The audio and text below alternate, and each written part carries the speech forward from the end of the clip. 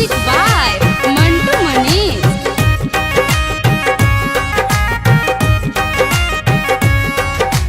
चढ़ते सावन दिलवा हमर तूरी दिल कई हो दोसरा के संगे जाई के मुहाबा मुरी लेल कई हो।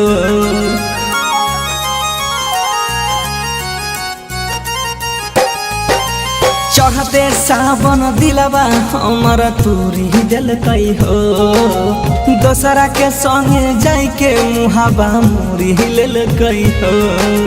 बसलाई ओकर दुनिया हमर मुजर गेलै घर हो जहर गेलै घर। केकरा संगमा या हो बाबा जलावा घरे देवा घर। केकरा संगमा या हो बाबा जलावा घरे देवा घर।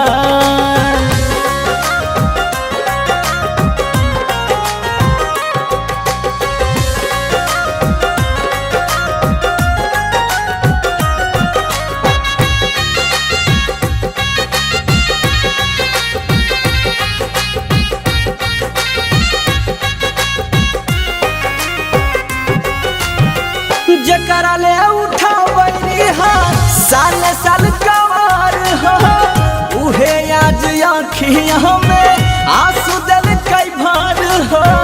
उहे आज आँखियों में आंसू दिल कई भार हो।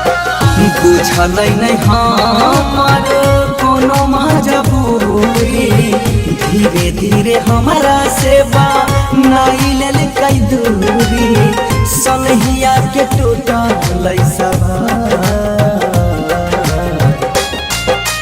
केकरा संगमा या हो बाबा जलावा घरे देवा घर। केकरा संगमा या हो बाबा जलावा घरे देवा घर।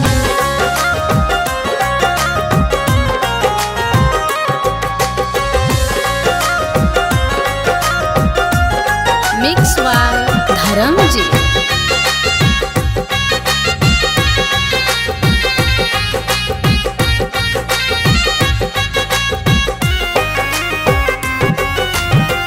टूट गेलिए भीतरे भीतरे रोवहि छै दिल हो।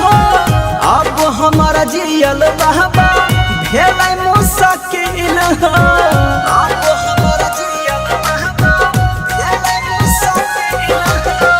खोने रह क्रिया धके माथावा पहात हो कहै रह छोरा बहु नहीं तोहर हम साथ हो। रोई रोई कहा बनसीधार